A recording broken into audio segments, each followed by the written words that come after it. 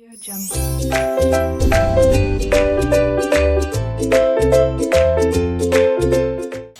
Students, welcome. हम शुरू कर रहे हैं इकोनॉमिक्स में 5th chapter forms of market का लास्ट टॉपिक। स्टार्टिंग से हम देखते आ रहे हैं classification of market on the basis of place, on the basis of time and on the basis of competition। Competition के बेस पर परफेक्ट कंपटीशन हम पढ़ चुके हैं। इम्परफेक्ट कंपटीशन के अंदर भी मोनोपोली हमने क्लियर किया, ओलिगोपोली हमने क्लियर किया। आज हम ले रहे हैं मोनोपोलिस्टिक कंपटीशन। मोनोपोलिस्टिक कंपटीशन जो है उसका शुरुआत कैसे हुआ, कौन से ईयर में उसे क्वाइन किया गया, मींस उसका नाम उछाला गया, और किस इकोनॉमिस्ट ने डेफिनेशन दिया है, क्या फीचर्स हैं, वो आज हम देखेंगे।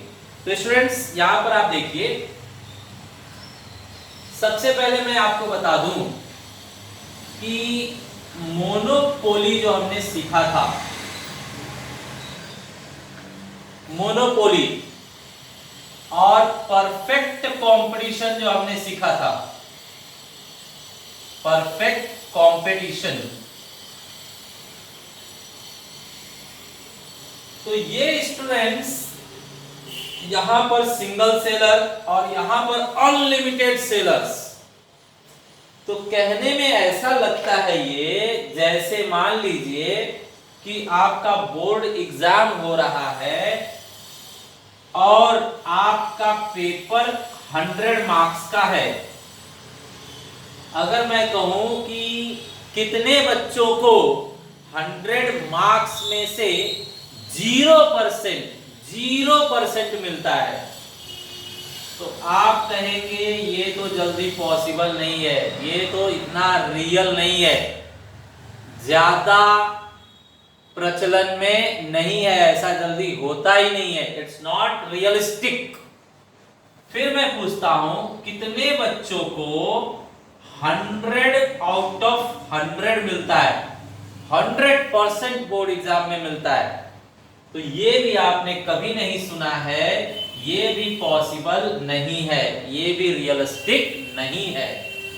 तो स्टूडेंट्स इसी तरह से लगभग मोनोपोली जो है वो बहुत ही कम है। प्योर मोनोपोली जो है हम ढूंढने जाएंगे तो मार्केट में जल्दी मिलता नहीं है, बहुत ही कम इसका एग्जांपल है। और ये तो हो ही नहीं सकता, इन लोगों ने परफेक्ट कंपटीशन को अनरियलिस्टिक कहा है, ऐसा हो ही नहीं सकता। ये बहुत अच्छी सोच इसमें रखी गई है, रामराज आइडियल बताया गया इस मार्केट को, लेकिन ऐसा हो नहीं सकता, ये हाइपोथेटिकल इमेजिनरी है।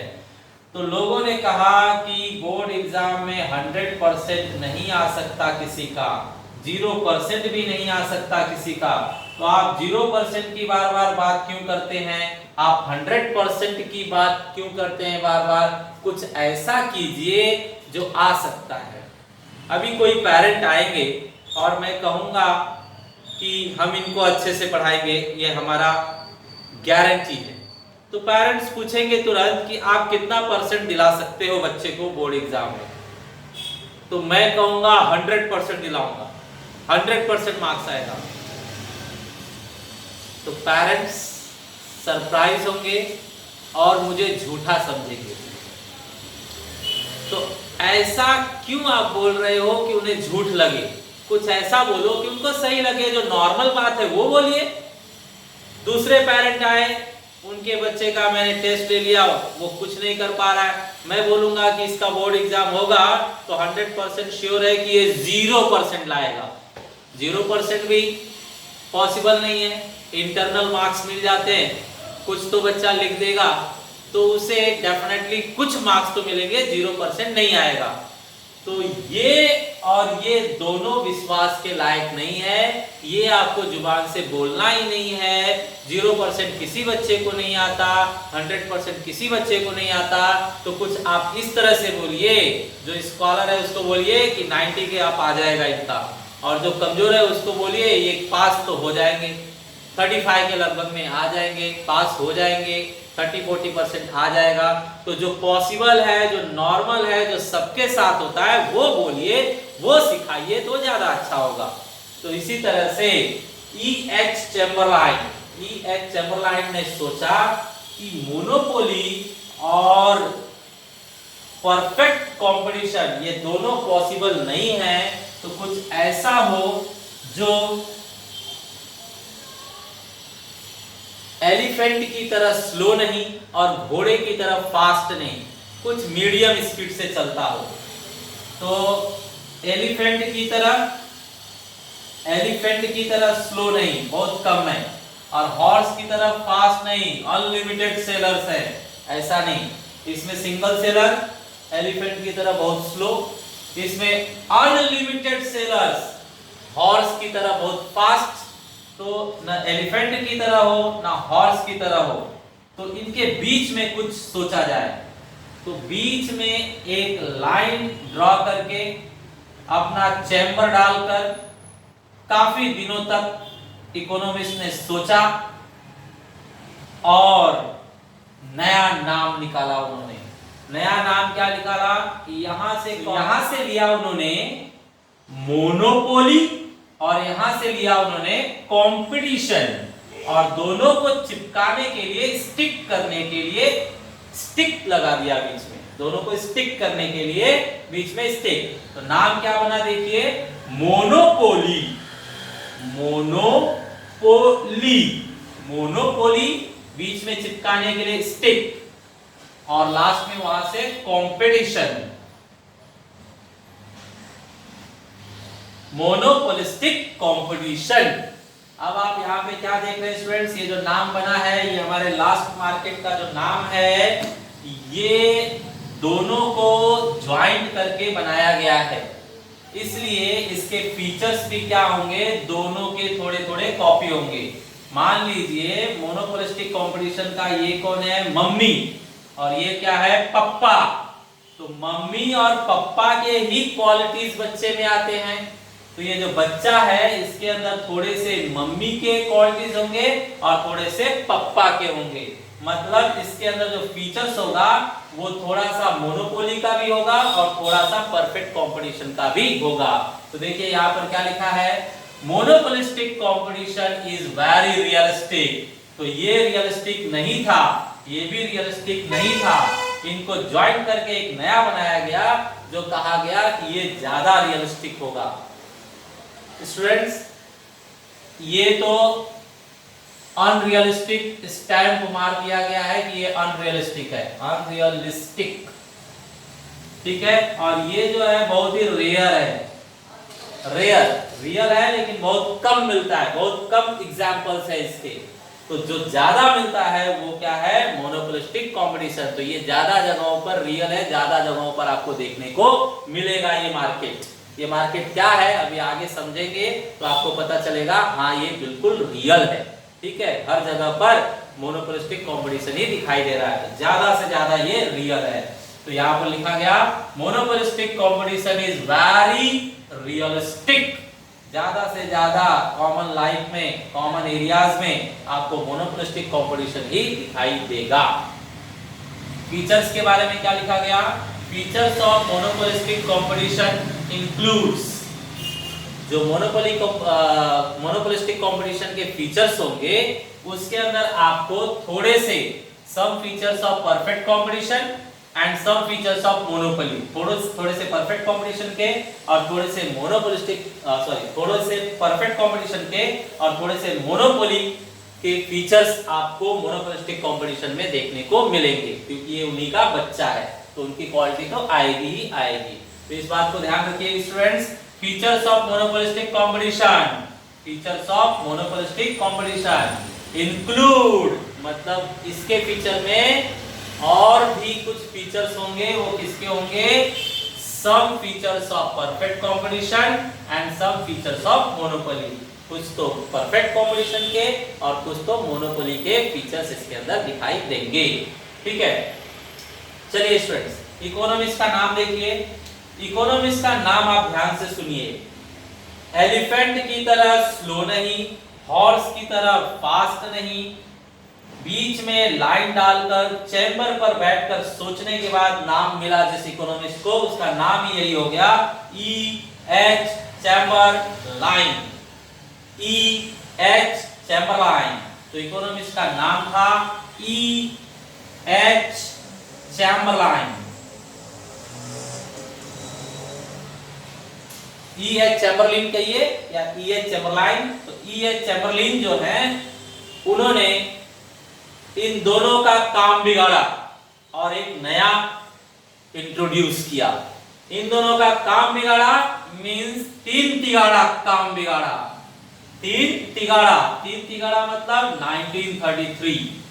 1933 में इन्होंने अपना बुक लिखा और इन दोनों का काम बिगाड़ा, एक नए को मेन हीरो प्रूव किया, एक नया मेन हीरो इन्होंने इंट्रोड्यूस किया। तो ये लोग ओल्ड हो गए और ये नया मार्केट में आ गया, नाम मोनोपोलिस्टिक कंपटीशन। देखिए स्टूडेंट्स क्या लिखा हुआ है, professor E.H. Chamberlin coined this concept. इस कॉन्सेप्ट को उछाला, कॉइन्ड मतलब उछाला या आपके सामने रखा। इस कॉन्सेप्ट को, इस नाम को आपके सामने किसने रखा? E.H. चैम्बरलाइन ने, और अपने बुक के मदद से, अपने बुक में इसके बारे में डिटेल में लिखा। इनके बुक का नाम क्या है? Theory of monopolistic competition. Theory of monopolistic competition, ये बुक का नाम याद रखिए स्टूडेंट्स। आप आंसर में इस नाम को अगर लिखेंगे तो आंसर आपका इंप्रेसिव बनेगा, अच्छे मार्क्स मिलेंगे। ये बुक जो है which was published in the year 1933, ये बुक 1933 में पब्लिश की गई थी। ओके, इसके बाद हम देखेंगे definition of monopolistic competition and features of monopolistic competition. Okay students, definition of monopolistic competition. Monopolistic competition का जो डेफिनेशन हमें दिया गया है वो E.H. चैम्बरलाइन ने दिया है। E.H. चैम्बरलाइन ने अपने book the theory of monopolistic competition में इन द ईयर 1933 में लिखा, monopolistic competition refers to competition among a large number of sellers producing close but not perfect substitutes। तो स्टूडेंट बहुत ही ज्यादा मीनिंग है ये डेफिनेशन का, ध्यान से आप सुनेंगे हर एक वर्ड का मतलब। मोनोपोलिस्टिक कंपटीशन जो इन लोगों ने बनाया, नया नाम मार्केट में रखा 1933 में, 1933 में इन्होंने कहा कि मोनोपोलिस्टिक कंपटीशन क्या होगा? Competition among a large number of sellers. तो कई सेलर्स होंगे, कई सेलर्स होंगे जिनके अंदर कंपटीशन चलता रहेगा। ये ऐसा मार्केट है जिसके अंदर कई सेलर रहेंगे, जिसके अंदर कंपटीशन चलता रहेगा। कैसा कंपटीशन? वो सेलर कैसा सामान बनाएंगे? प्रोड्यूसिंग क्लोज, सब लोग एक ही जैसा बनाएंगे सामान, सब लोग एक ही जैसा बनाएंगे, फिर भी बट नॉट परफेक्ट सब्स्टिट्यूट्स, लेकिन परफेक्ट सब्स्टिट्यूट नहीं होगा। सामान एक ही जैसा बनाएंगे लेकिन एक के सामान का दूसरा सामान परफेक्ट सब्स्टिट्यूट नहीं होगा। अब इसका मीनिंग समझिए, वर्ड तो आपने पढ़ लिया लेकिन मीनिंग ध्यान से समझना जरूरी है। तो सबसे पहले इन्होंने बताया कि इस मार्केट में लार्ज नंबर ऑफ सेलर होंगे। ये बात तो आप रिकॉर्ड कर लीजिए, लार्ज नंबर ऑफ सेलर्स। दूसरी बात इन्होंने बताया, यहां पर सब्स्टिट्यूट कैसे होंगे? क्लोज। गुड प्रोडक्ट जो बनाए जाएंगे वो एक दूसरे के क्लोज सब्स्टिट्यूट होंगे, but not perfect substitute, no perfect substitute. जो प्रोडक्ट हैं वो एक दूसरे के परफेक्ट सब्स्टिट्यूट नहीं होंगे, सिर्फ क्लोज सब्स्टिट्यूट होंगे। तो अब इस बात को जरा समझा जाए क्या मीनिंग है। तो स्टूडेंट्स देखिए, आप घर में मान लीजिए क्लोजअप टूथपेस्ट यूज करते हैं, क्लोजअप टूथपेस्ट यूज करते हैं, कल को आपको कोई कहे कि कोलगेट से कीजिए, कोलगेट से अपने दांत ब्रश कीजिए, तो आप बोलेंगे नहीं मैं नहीं करूंगा। तो क्यों? क्योंकि जो टेस्ट, जो क्वालिटी क्लोजअप में है, आपने उसकी आदत बना ली है, अब आप डायरेक्ट कोलगेट पर शिफ्ट नहीं हो सकते, नहीं होना चाहते हैं। तो इसका मतलब ये है कि ये भी टूथपेस्ट है, ये भी टूथपेस्ट है, क्लोजअप भी टूथपेस्ट है और कोलगेट भी टूथपेस्ट ही है, दोनों एक दूसरे के सब्स्टिट्यूट हैं, ये लीजिए या ये लीजिए, लेकिन फिर भी परफेक्ट सब्स्टिट्यूट नहीं है। आपको इसका जम रहा है, इसका नहीं जम रहा है, ठीक है, तो इसे कहा जाएगा परफेक्ट सब्स्टिट्यूट नहीं है। अभी देखिए स्टूडेंट, जैसे हम फिलिप्स का ट्यूबलाइट लगाए या सीमा का ट्यूबलाइट लगाए, दोनों रोशनी सेम ही देंगे, तो इन्हें हम कहेंगे परफेक्ट सब्स्टिट्यूट। एक को हटा अगर दूसरा ले लीजिए, कोई इतना फर्क नहीं पड़ रहा है। स्टूडेंट्स, बहुत सी चीजें ऐसी हैं कि आप ए की जगह पर बी ले लेंगे तो आपको थोड़ा फर्क पड़ता है, फर्क पड़ता है। अगर आपको फर्क पड़ रहा है, चीज तो एक ही है, लेकिन ए से बी पर जाने पर आपको फर्क पड़ रहा है, तो उसे हम कहेंगे ओनली क्लोज सब्स्टिट्यूट्स। और अगर आपको ए से बी पर जाने पर कोई फर्क नहीं पड़ता, कोई फर्क नहीं पड़ता हमें, तो उसे कहेंगे परफेक्ट सब्स्टिट्यूट, परफेक्ट सब्स्टिट्यूट। आप एग्जाम्पल देखिए स्टूडेंट्स, यहां पर मैं आपको बताऊं कि ए और बी एक ही चीज है, सामान तो एक ही है, लेकिन ये कंपनी से ये कंपनी, ये सेलर से ये सेलर का लेने पर, सेलर चेंज करने पर, ब्रांड चेंज करने पर आपको फर्क पड़ता है, तो उसे हम जस्ट क्लोज सब्स्टिट्यूट कहेंगे। और अगर ए और बी ऐसे ब्रांड हैं, सेम ही चीज है, प्रोडक्ट सेम है, लेकिन ब्रांड चेंज करने से आपको कोई फर्क नहीं पड़ता, तो उसे परफेक्ट सब्स्टिट्यूट कहेंगे। देखिए स्टूडेंट्स, जैसे पहले मैं इसका एग्जांपल देता हूं, तो आप मान लीजिए जैसे माचिस, मैच बॉक्स,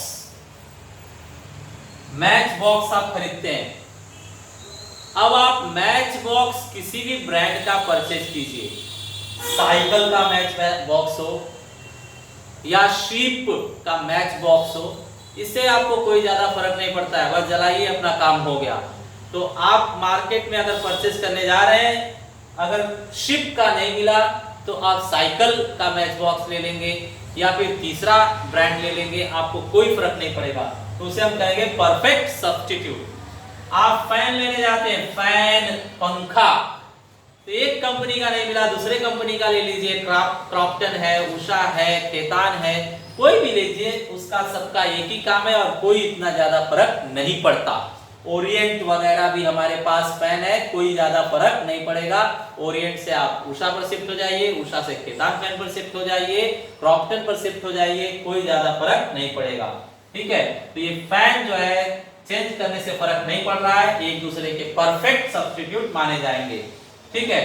इसके बाद आप पेन ले लीजिए, पेन, पेन हम लैक्सी, सेलोग्रिपर देखकर एकदम एग्जैक्टली वही नहीं यूज करते, कभी ये कभी वो हम लोग चेंज कर देते हैं और इतना कुछ फर्क भी नहीं पड़ता हमें।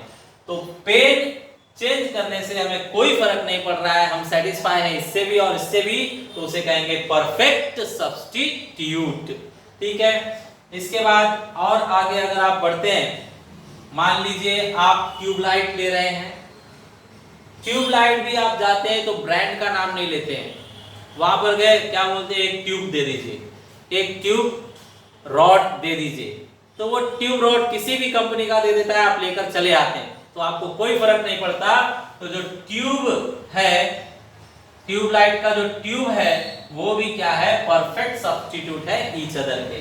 तो ये लोग क्या कह रहे हैं कि मोनोपोलिस्टिक कंपटीशन में ऐसे सामान बेचे जाएंगे जहां पर परफेक्ट सब्स्टिट्यूट नहीं होंगे, सामान ऐसा बेचा जाएगा कि प्रोडक्ट तो एक ही है लेकिन उनमें इतना ज्यादा डिफरेंस रहेगा कि आपको ये छोड़कर वो नहीं जमेगा, वो छोड़कर ये नहीं जमेगा।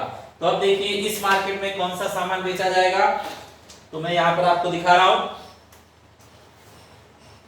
ए और बी फर्क पड़ेगा, तो जैसे मान लीजिए क्लासेस हैं, classes large number of classes चल रहे हैं, लार्ज नंबर ऑफ सप्लायर्स हैं, लार्ज नंबर ऑफ फर्म हैं, मतलब लार्ज नंबर ऑफ क्लासेस चल रहे हैं, तो हमारे लिए फर्म्स हैं, सेलर्स हैं, सप्लायर्स हैं, तो लार्ज नंबर चल रहे हैं। अब लोग क्या करते हैं, ये क्लास छोड़कर वो क्लास में जाते हैं, वो क्लास छोड़कर ये क्लास में जाते हैं, या एक ही क्लास में बने रहते हैं। वो क्या बोलते हैं, ये क्लास में मुझे जमता है, यहाँ की पढ़ाई सही है, यहीं पर मैं रहना चाहता हूँ, दूसरे क्लास में नहीं जाना चाहता हूँ। तो सप्लायर्स तो बहुत हैं, लेकिन ए को छोड़कर बी पर नहीं जाना चाहते हो, चेंज करने से आपको फर्क पड़ रहा है, तो वो क्या कहलाएगा, क्लोज सब्स्टिट्यूट। क्लासेस तो है ये या वो, लेकिन आपको फर्क पड़ रहा है, तो उससे क्या कहलाएगा, क्लोज सब्स्टिट्यूट। तो जैसे आपको एग्जांपल दे दिया मैंने, क्लासेस। इसके बाद स्टूडेंट्स कोल्ड ड्रिंक। अब आपकी फेवरेट कोल्ड ड्रिंक है पेप्सी, मेरी है थम्स अप, उसकी है मान लीजिए मिरिंडा, उसका है मान लीजिए लिम्का। तो ये लोगों ने अपना अपना ब्रांड बना लिया है, इनको यही जमता है, इनको यही जमता है, वो ये नहीं पीते, वो ये नहीं पीते, फर्क पड़ रहा है। तो सब तो कोल्ड ड्रिंक ही है, लेकिन चेंज करने से फर्क पड़ रहा है, तो उसे क्या कहेंगे, क्लोज सब्स्टिट्यूट। तो क्या लिया जाएगा यहाँ, कोल्ड ड्रिंक। कोल्ड ड्रिंक जो है आपके लिए क्या है, क्लोज सब्स्टिट्यूट है, चेंज करने से आपको फर्क पड़ रहा है, ठीक है। इसके बाद आप साबुन यूज करते हो स्टूडेंट्स, साबुन, आप साबुन यूज करते हो। साबुन देख लीजिए, सबका अपना अपना फेवरेट साबुन है। जो लक्स यूज करता है वो मेडिमिक्स नहीं यूज करता, जो मेडिमिक्स यूज करता है वो पतंजलि साबुन यूज नहीं करता। सबने अपना अपना एक चुन रखा है, उसी से वो सेटिस्फाई है, दूसरे वाले से नॉट सेटिस्फाइड। तो स्टूडेंट्स, अगर चेंज करने से आपको फर्क पड़ रहा है, सेम नहीं लग रहा है, सामान तो सब साबुन ही है, लेकिन चेंज करने से फर्क नहीं पड़ रहा है, तो उसे कहेंगे क्लोज सब्स्टिट्यूट। उसके बाद में ऑयल, तेल, खाने वाला ऑयल हो या हेयर ऑयल हो या शैम्पू हो, सबने अपना अपना ब्रांड चुन रखा है। ये चेंज करेंगे, वो लेंगे, ऐसा लोग नहीं कर रहे हैं। जो ऑयल मुझे पसंद है, मैं काफी समय से वही ऑयल यूज कर रहा हूं, दूसरा ऑयल बोलोगे तो मैं नहीं यूज करूंगा। जो शैम्पू मैं यूज कर रहा हूं वही काफी समय से यूज कर रहा हूं, दूसरा आप बोलोगे तो मैं नहीं यूज करूंगा।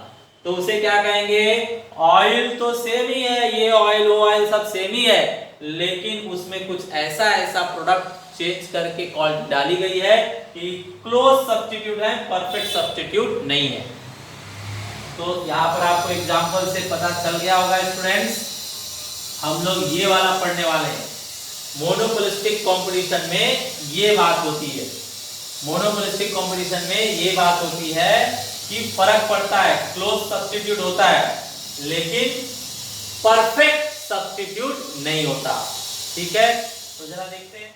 तो देखिए स्टूडेंट्स, आज के मार्केट में टीवी पर जितने भी एडवर्टाइजमेंट आते हैं, जितने भी एडवर्टाइजमेंट आते हैं, ये प्रोडक्ट का वो प्रोडक्ट का, सारे के सारे मोनोपोलिस्टिक कंपटीशन के ही एग्जांपल हैं। बिस्किट का ऐड आता है, ऑयल का ऐड आता है, आपका समझिए च्यवनप्राश का ऐड आ रहा है, शैम्पू या सोप का ऐड आ रहा है।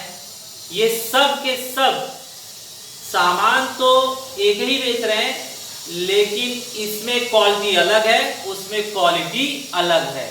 तो क्वालिटी अलग होने की वजह से वो क्या है, ब्रांड चेंज करने से फर्क पड़ता है हमें, इसलिए वो एक दूसरे के क्या है, जस्ट क्लोज सब्स्टिट्यूट है। अगर ये कभी नहीं मिला, मजबूरी में मैं ये यूज कर सकता हूं, मजबूरी में, लेकिन खुशी खुशी मैं यूज नहीं करूंगा, मुझे फर्क पड़ता है। तो फर्क पड़ता है तो वो क्लोज सब्स्टिट्यूट है, और क्लोज सब्स्टिट्यूट है मतलब क्या है आपका, क्लोज सब्स्टिट्यूट मतलब क्या है, monopolistic competition. Not perfect, close substitute रहेगा, परफेक्ट सब्स्टिट्यूट नहीं रहेगा, ठीक है स्टूडेंट्स। तो इस तरह से हमने देख लिया कि मोनोपोलिस्टिक कंपटीशन में लार्ज नंबर ऑफ सेलर रहेंगे और वो ऐसा प्रोडक्ट बनाएंगे और सप्लाई करेंगे जिसका क्लोज सब्स्टिट्यूट तो होगा लेकिन परफेक्ट सब्स्टिट्यूट नहीं होगा।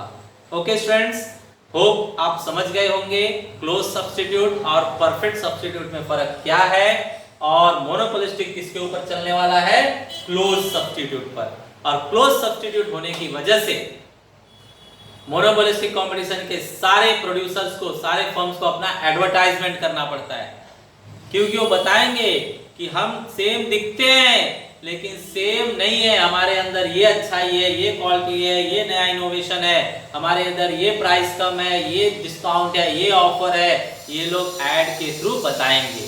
ठीक है, तो मैंने कहा जितने भी प्रोडक्ट के एडवर्टाइजमेंट आ रहे हैं टीवी पर वो सारे प्रोडक्ट क्या है हमारे लिए मोनोपोलिस्टिक कंपटीशन मार्केट के एग्जांपल्स हैं। ओके, अगला स्टूडेंट देखते हैं features of monopolistic competition. So students, under features एक बार हम रिवाइज कर लें कि सबके फीचर्स हम लोगों ने इस चैप्टर में किस तरह से हिंट द्वारा याद रखा हुआ है। Features of perfect competition, feature of perfect competition. Perfect competition के फीचर को याद रखने के लिए हमने कहा था फर्स्ट पुरुषोत्तम रामचंद्र, फर्स्ट पुरुषोत्तम रामचंद्र, देन श्री मोहनदास करमचंद गांधी। फर्स्ट पुरुषोत्तम रामचंद्र, देन श्री मोहनदास करमचंद गांधी। इसके बाद फीचर्स ऑफ मोनोपोली। मोनोपोली में हम लोगों ने देखा था फीचर्स ऑफ मोनोपोली के लिए features of Munshi Premchandra, features of Munshi Premchandra, ID for SSC exam paper, ID for SSC exam paper. Third, features of oligopoly. Features of oligopoly के लिए हमने देखा था features of oil paint, features of oil paint, Asian paint I use you. Features of oil paint के लिए Asian paint I use you, Asian paint I use you. आज हम देखेंगे फीचर्स ऑफ मुंशी प्रेमचंद्र एक बार वापस से, फीचर्स ऑफ मुंशी प्रेमचंद एक बार वापस से। तो स्टूडेंट्स, आपको पहले भी बताया गया था कि मुंशी प्रेमचंद का जो चैप्टर है, जो क्वेश्चन है, वो डेफिनेटली एसएससी एग्जाम पेपर में आता ही आता है, इसलिए उसे क्या किया गया, ID of SSC exam paper. मतलब स्टार्टिंग में ही वो क्वेश्चन प्रेजेंट रहेगा, जैसे स्टार्टिंग में ही हम लोगों को आईडी दिखाना पड़ता है, वैसे स्टार्टिंग में ही मुंशी प्रेमचंद का क्वेश्चन एग्जाम में प्रेजेंट रहेगा, तो उसे हम क्या कहते हैं, ID of SSC exam paper. यहां पर भी कुछ सिमिलर ही है, great beginning in SSC exam paper. SSC exam paper का जो ग्रेट बिगिनिंग है वो किससे होगा, मुंशी प्रेमचंद के क्वेश्चन से ही होगा। मुंशी प्रेमचंद का जो भी चैप्टर होता है 10th स्टैंडर्ड में वो फर्स्ट नंबर पे रहता है और एग्जाम पेपर में भी उस चैप्टर से क्वेश्चन फर्स्ट नंबर पे ही दिया जाता है। बिगिनिंग, शुरुआत जो होती है एग्जाम पेपर की, वो मुंशी प्रेमचंद के ही इंपॉर्टेंट क्वेश्चन से होता है, इसलिए हम कहेंगे features of Munshi Premchand, great beginning in SSC exam paper, great beginning in SSC exam paper. अब यहां से आपके फुल फॉर्म निकलेंगे स्टूडेंट्स, तो फुल फॉर्म्स देख लिया जाए students. Features of monopolistic competition,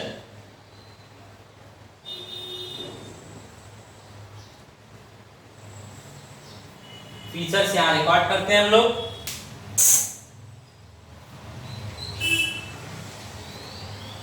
ji, first है G, G for group concept या concept of group.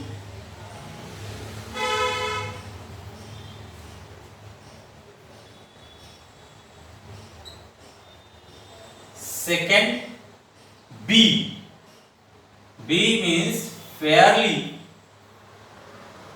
large number of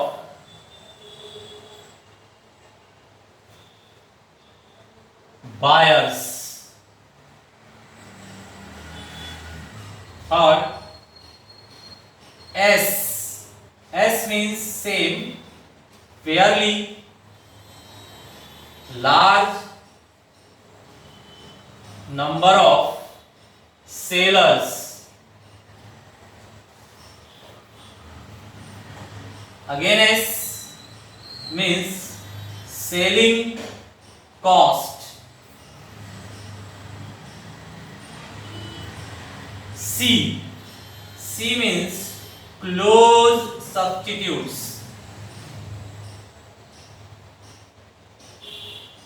close substitutes।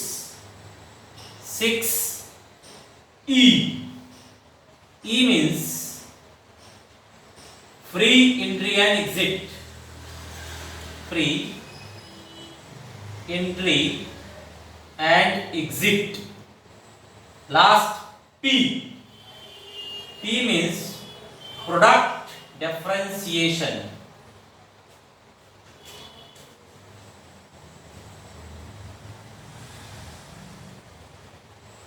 Product differentiation. Okay, so students ये फीचर्स हम detail में देख लेते हैं।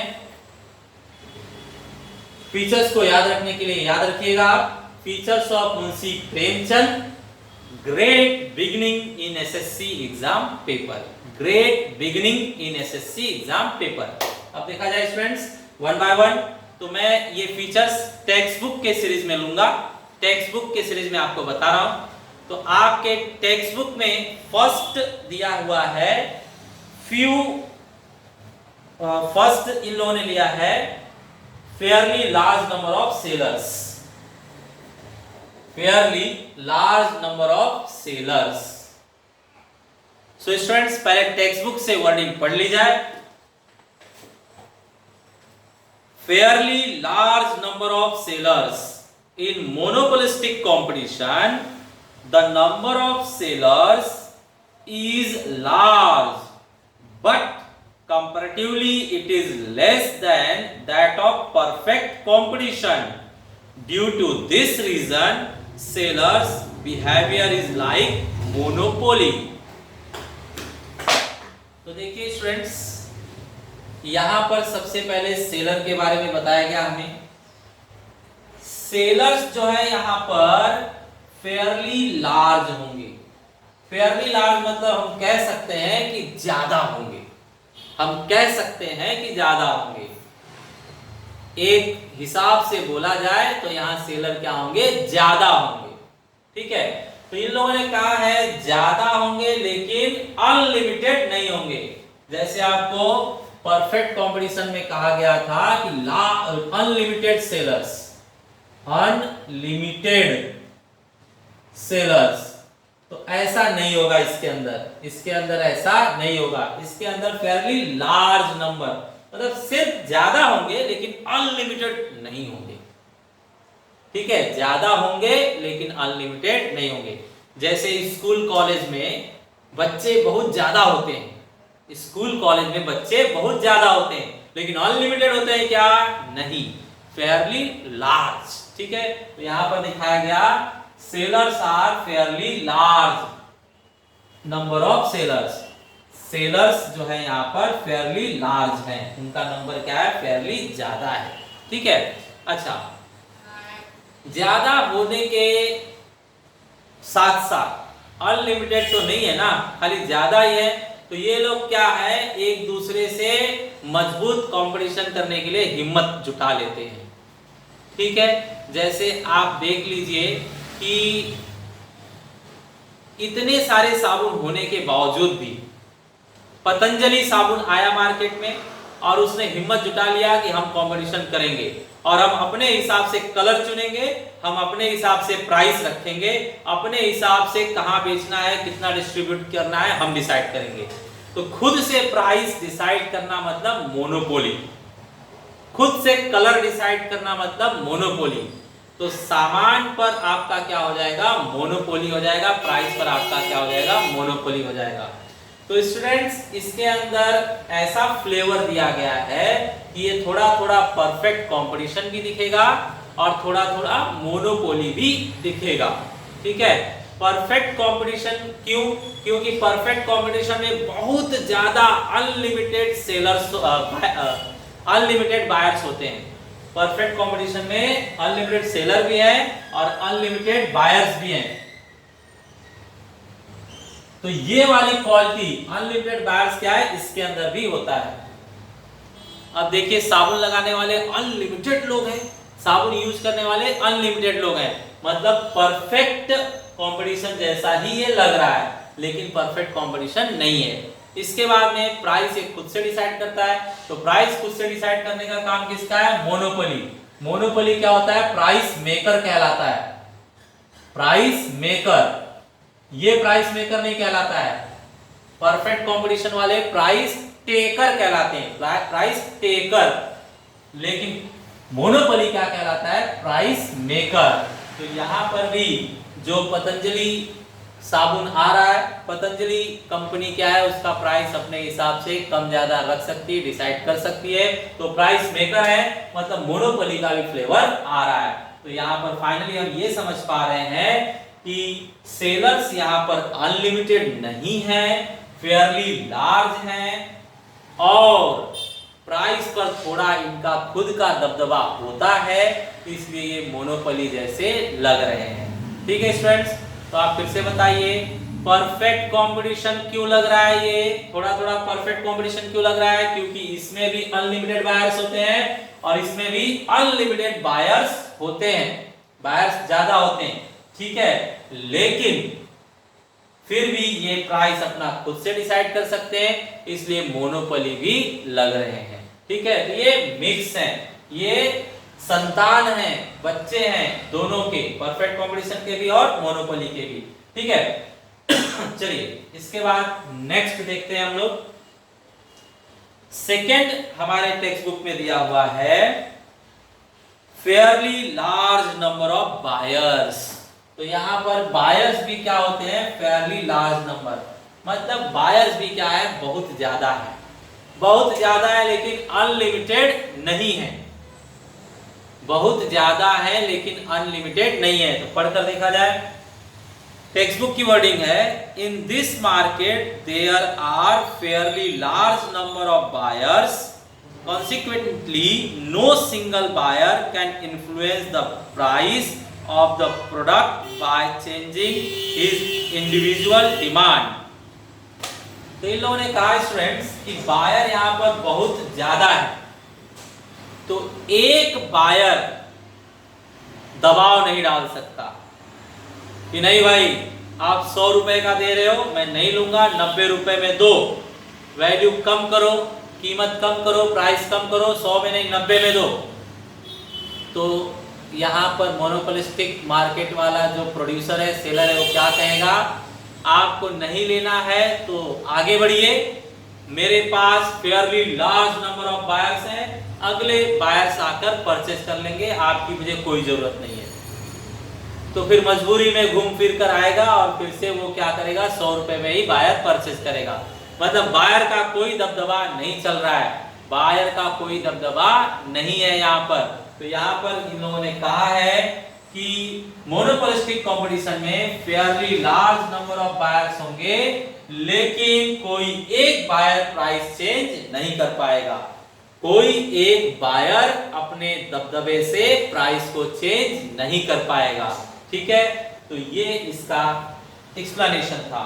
ठीक है स्टूडेंट्स, तो आप यहाँ पर देखते जा रहे हैं, दिमाग में बात को बिठाते जाइए। सेलर क्या थे यहाँ पर? वेरी लार्ज नंबर, लेकिन अनलिमिटेड नहीं थे, अनलिमिटेड नहीं थे। बायर्स क्या है? वेरी लार्ज, लेकिन उनका कोई भी दबदबा, दबदबा को इंग्लिश में इन लोगों ने क्या लिखा था? आपने देखा, इन्फ्लुएंस। तो ये प्राइस को इन्फ्लुएंस नहीं कर सकते, नो इन्फ्लुएंस ऑन प्राइस। तो इन सब कॉन्सेप्ट्स को जरा याद रखिए स्टूडेंट्स। सेलर्स अनलिमिटेड नहीं है, क्या है? फेयरली लार्ज नंबर है। और बायर्स लार्ज नंबर है, ज्यादा है, लेकिन वो लोग फिर भी प्राइस को बदलवा नहीं सकते, जो प्राइस सेलर ने रख दिया है उसी पर वो परचेज करेंगे, नहीं तो फिर वो प्रोडक्ट नहीं परचेज करेंगे, आगे बढ़ जाएंगे, दूसरे परचेज करेंगे। ठीक है, तो ये बात यहाँ पर क्लियर हुई। चलिए तीसरा देखते हैं स्टूडेंट्स। तीसरा लिखा हुआ है product differentiation. Product differentiation, product differentiation क्या है, इसके अंदर बड़ा एक्सप्लेनेशन लिखा हुआ है। तो पहले मैं आपको समझा दूं तो पढ़ते हुए आपको समझ में आएगा। ठीक है, तो मैं आपको बता रहा हूं students, product differentiation. Product differentiation क्या होता है? प्रोडक्ट डिफरेंशिएशन मतलब सामान सेम होगा फिर भी क्या होगा, थोड़ा सा डिफरेंट होगा। आप साबुन मल लेते हैं, उसके बाद आपको पता नहीं चलता है कि कौन सा साबुन है ये, तो सेम तो है साबुन, फिर भी हर एक साबुन में एक दूसरे से क्वालिटी अलग है। लाइफ बॉय जो है वो तंदुरुस्ती के लिए है, लक्स जो है वो सुंदरता के लिए है, मेडिमिक्स जो है वो नीम का फ्लेवर है उसके अंदर, डव जो है उसके अंदर 1/4 मॉइस्चराइजिंग क्रीम है, और पियर्स जो है उसमें कुछ भी नहीं है। ठीक है, तो यहाँ पर साबुन सब में अलग अलग क्वालिटी है, तो इसी को कहते हैं हर प्रोडक्ट में डिफरेंशिएशन होगा, भिन्नता होगी। भिन्नता हो सकता है कि क्वालिटी में हो सकता है साइज में हो सकता है प्राइस में हो। ठीक है, तो डेफिनेटली एक सप्लायर का, प्रोड्यूसर का सामान दूसरे सप्लायर प्रोड्यूसर से क्या होगा, डिफरेंट होगा इस मार्केट में। ठीक है, तो अब आप पढ़कर देखोगे तो आपको समझ में आएगा।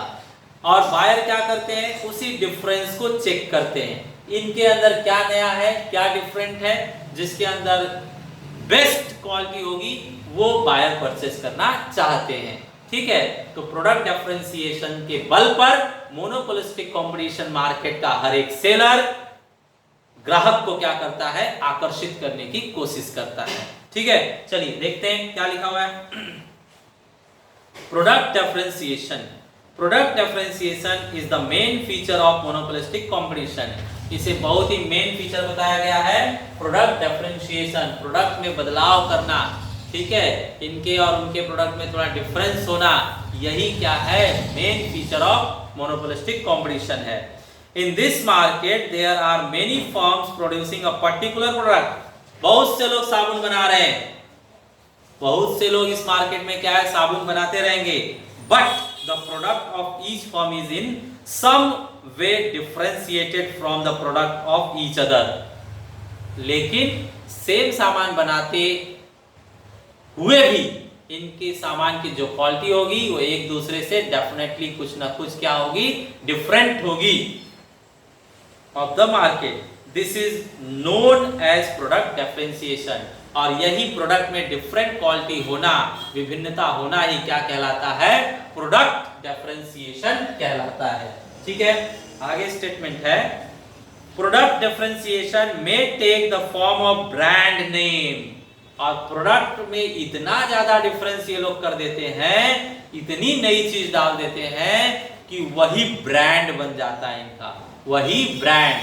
जैसे डव जो है 1/4 मॉइस्चराइजर क्रीम, तो मॉइस्चराइजिंग क्रीम अगर आप सबको चाहिए तो किसी से भी पब्लिक को पूछिए कि मॉइस्चराइजिंग क्रीम किस सोप में है, तो बता देगा डव में है। ठीक है, अच्छा, इसी तरह से देसी प्रोडक्ट कौन बेच रहा है, देसी साबुन कौन बेच रहा है, देसी च्यवनप्राश कौन बेच रहा है, तो पतंजलि। तो ये लोग ऐसा कुछ ना कुछ क्वालिटी डाल देते हैं कि वही उनका ब्रांड नेम बन जाता है और वो ब्रांड उसी चीज के लिए फेमस हो जाता है। ठीक है स्टूडेंट्स, तो यहां पर और आगे बढ़ते हैं। This is known as product differentiation. Product differentiation may take the form of brand name, trademark, peculiarity of package or container, shape, quality, cover, design, color, etc. तो बताया गया पैकिंग का स्टाइल अलग हो सकता है, इनका ब्रांड नेम अलग हो सकता है, ट्रेडमार्क अलग हो सकता है, शेप, कंटेनर, डिजाइन अलग हो सकती है।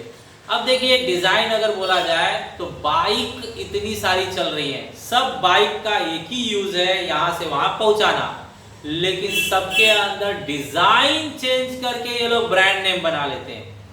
ये डिजाइन हमारा है, ये स्टाइल हमारा है, हम अलग ब्रांड बन गए, हम दूसरों से डिफरेंशिएटेड हैं, विभिन्न हैं।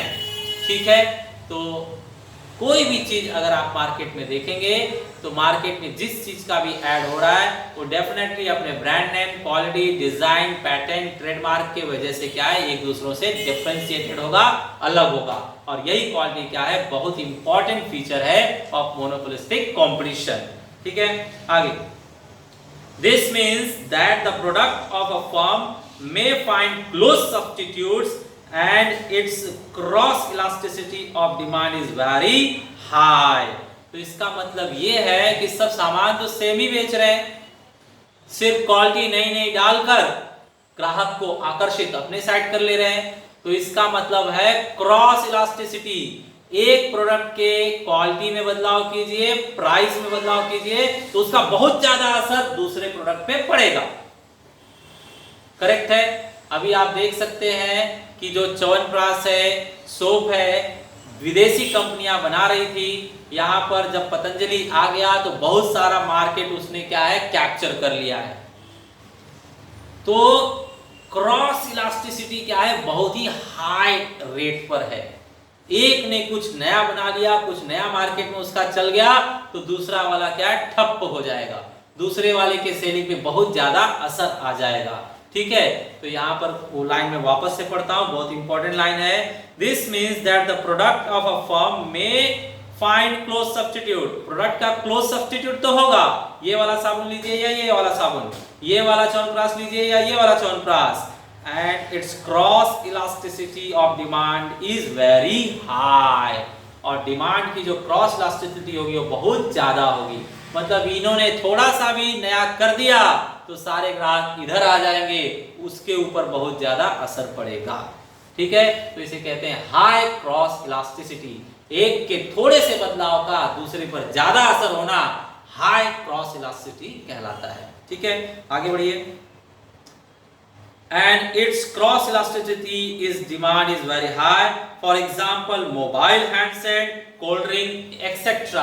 तो आप देख रहे हैं मार्केट में सब अच्छी तरह से चल रहे थे, वोडाफोन, आइडिया, एयरटेल, लेकिन जब जियो आ गया तो अलग अलग ऑफर्स दे रहा है, अलग अलग सर्विस दे रहा है, हाई स्पीड दे रहा है, तो सब बौखला गए, सबका मार्केट डाउन हो गया और जियो अब क्या है, ऊपर आ रहा है। ज्यादा से ज्यादा लोग जियो का कनेक्शन चाहते हैं। ठीक है, तो एग्जाम्पल में इन्होंने बताया mobile, handset, cold drink. Cold drink भी क्या है, नए नए अपने प्रोडक्ट में क्वालिटीज डालकर लोगों को एक कोल्ड ड्रिंक से दूसरे कोल्ड ड्रिंक पर क्या कर देता है, शिफ्ट कर देता है। ठीक है, तो ये था आपका प्रोडक्ट डिफरेंशिएशन। प्रोडक्ट डिफरेंशिएशन बहुत ही इंपॉर्टेंट कॉन्सेप्ट है, आपको बता दिया गया। प्रोडक्ट तो सब सिमिलर ही होंगे, क्लोज होंगे, लेकिन फिर भी उनमें क्या होगी, डिफरेंशिएशन, मतलब विभिन्नता होगी। यही पॉइंट बहुत इंपॉर्टेंट है मोनोपोलिस्टिक कंपटीशन के अंतर्गत। ठीक है स्टूडेंट्स, नेक्स्ट हमें बताया गया है आपके टेक्स्ट बुक में free entry and exit. Free entry and exit, free entry and exit. तो इसे बुक से पहले पढ़ लेते हैं हम लोग। Free entry and exit. Under monopolistic competition, there is freedom for entry and exit. That is, new firms are free to enter in the market if there is profit. Similarly, they can leave the market if they find it difficult to survive. Okay? Friends, आपको text book में बताया गया है free entry and exit. Free entry and exit मतलब पहले से ही बहुत से लोग साबुन बेच रहे हैं, बहुत से लोग कोल्ड ड्रिंक बेच रहे हैं। आप भी अपना कंपनी खोलना चाहते हैं, च्यवनप्राश का, सोप का, शैम्पू का, तो आप भी ओपन कर सकते हो। आ जाओ मार्केट में, नो प्रॉब्लम, कोई नहीं रोकेगा आपको। जब प्रॉफिट आपको दिख रहा है तो आ जाइए, लेकिन जब आपको प्रॉफिट नहीं दिख रहा है, आप पहले से मार्केट में हो, बहुत ज्यादा कंपटीशन बढ़ गया है, नहीं सरवाइव कर पा रहे हो, नहीं रह पा रहे हो मार्केट में, तो कभी भी अपना कंपनी बंद करके आप जा सकते हो, आपके एग्जिट पे भी किसी का रोक नहीं होगा। तो यहां पर कहा गया है free entry and free exit. आप आना चाहें इस मार्केट में तो अपना प्रोडक्ट लेकर आ जाइए कभी भी, अगर मार्केट छोड़कर जाना चाहते हैं तो अपने प्रोडक्ट का नामो निशान बंद करके मार्केट से निकल जाइए, नो प्रॉब्लम। ओके स्टूडेंट्स, तो इसे हम लोग कहते हैं फ्री एंट्री एंड एग्जिट। चलिए नेक्स्ट फीचर देखते हैं, selling cost. Selling cost, selling cost जो है हमारे पास, इसके बारे में पढ़ लेते हैं स्टूडेंट। सेलिंग कॉस्ट क्या चीज है? Selling cost are peculiar to monopolistic competition only. It refers to the cost incurred by the firm to create more demand for the product and thus increase the volume of sales. It includes expenditure on advertisements, radio and television, broadcast, hoardings, exhibitions, window display, free gifts, free samples, etc. तो selling cost मतलब students, public तक आपके product की जानकारी पहुंचाने के लिए आप जितने भी तरीके यूज करते हैं वो सब सेलिंग कॉस्ट के अंतर्गत आता है। सेलिंग कॉस्ट मतलब एडवर्टाइजमेंट, लेकिन एडवर्टाइजमेंट से भी बड़ा कॉन्सेप्ट है सेलिंग कॉस्ट।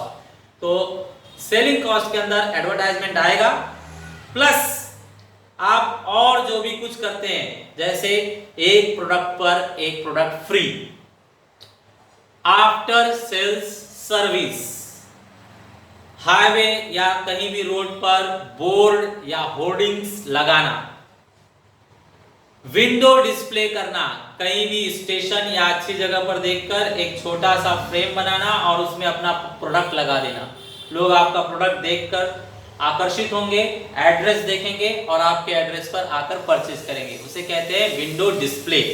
ठीक है, तो सेलिंग कॉस्ट में क्या होता है, कभी कभी लोग टूथपेस्ट पर एक सोप फ्री देते हैं, टूथपेस्ट पर एक टूथब्रश फ्री देते हैं, तो ये सब सेलिंग कॉस्ट है जो कि एक्स्ट्रा खर्चा आप करते हैं पब्लिक को आकर्षित करने के लिए, पब्लिक को जानकारी देने के लिए, तो ये सेलिंग कॉस्ट है। इस मार्केट में सेलिंग कॉस्ट बहुत ही जरूरी है, वेरी मच एसेंशियल। क्यों? क्योंकि आपका प्रोडक्ट दूसरों से भिन्न है, अलग है, तो दूसरों को पता तो चलना चाहिए कि आप में क्या डिफरेंस है, आप में क्या अलग क्वालिटी है, और वो क्वालिटी बताने के लिए आपको रेडियो पर, टीवी पर, न्यूज़पेपर पर एडवर्टाइजमेंट करना पड़ेगा, होर्डिंग्स लगानी पड़ेगी, तो ही पब्लिक को पता चलेगा। तो स्टूडेंट्स, यहाँ पर कहा गया है selling cost is a very important feature of monopolistic competition. Next है students, close substitutes. In monopolistic competition, goods have close substitute to each other. For example, different brand of soap, toothpaste, etc. तो इसके अंदर आपको बताया गया पहले ही कि main important जो डेफिनेशन में भी लिखा गया है, क्लोज सब्स्टिट्यूट। इस मार्केट में जो प्रोडक्ट होंगे वो एक दूसरे के क्लोज सब्स्टिट्यूट होंगे।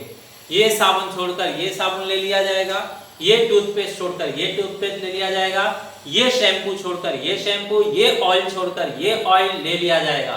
तो यहाँ पर सब क्या होंगे, क्लोज सब्स्टिट्यूट होंगे प्रोडक्ट्स। ठीक है, तो क्लोज सब्स्टिट्यूट इसके अंदर क्या है, इंपॉर्टेंट टॉपिक है, इसे आपको ध्यान रखना है। क्या ध्यान रखना है, क्लोज सब्स्टिट्यूट है लेकिन परफेक्ट सब्स्टिट्यूट नहीं है। ठीक है, यहाँ पर मैं आपको लिख देता हूं, परफेक्ट सब्स्टिट्यूट नहीं है, परफेक्ट सब्स्टिट्यूट नहीं है, करेक्ट। चलिए इसके बाद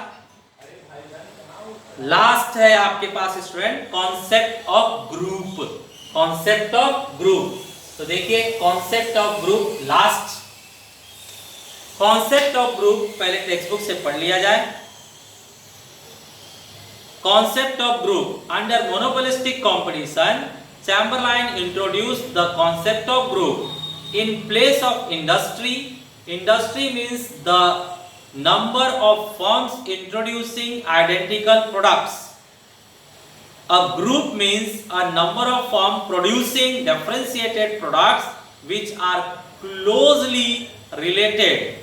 For example, group of firms producing medicines, automobiles, etc.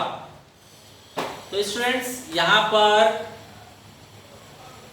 E.H. चैम्बरलाइन ने कहा कि इंडस्ट्री वर्ड पहले से है मार्केट में, इंडस्ट्री वर्ड पहले से है, फर्म वर्ड भी पहले से है, इंडस्ट्री एंड फर्म वर्ड पहले से है, लेकिन एक नया वर्ड रखा जाएगा ग्रुप।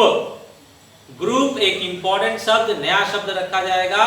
इंडस्ट्री मीन्स होता है सब लोग एक ही काम कर रहे हैं, जैसे food industry, cloth industry, food industry, cloth industry, film industry, ऐसे।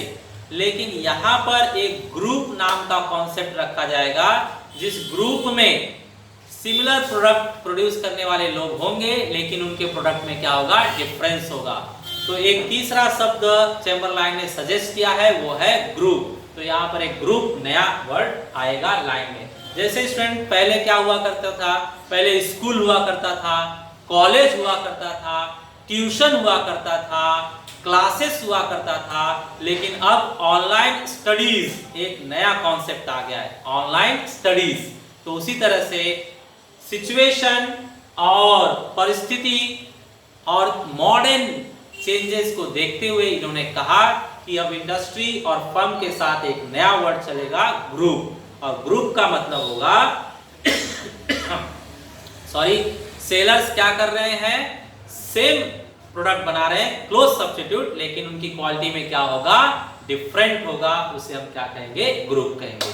सो students, this way we completed features of monopolistic competition and at the same time we completed the chapter forms of market. Forms of market chapter हम लोगों ने complete किया students. Okay, thanks for watching video.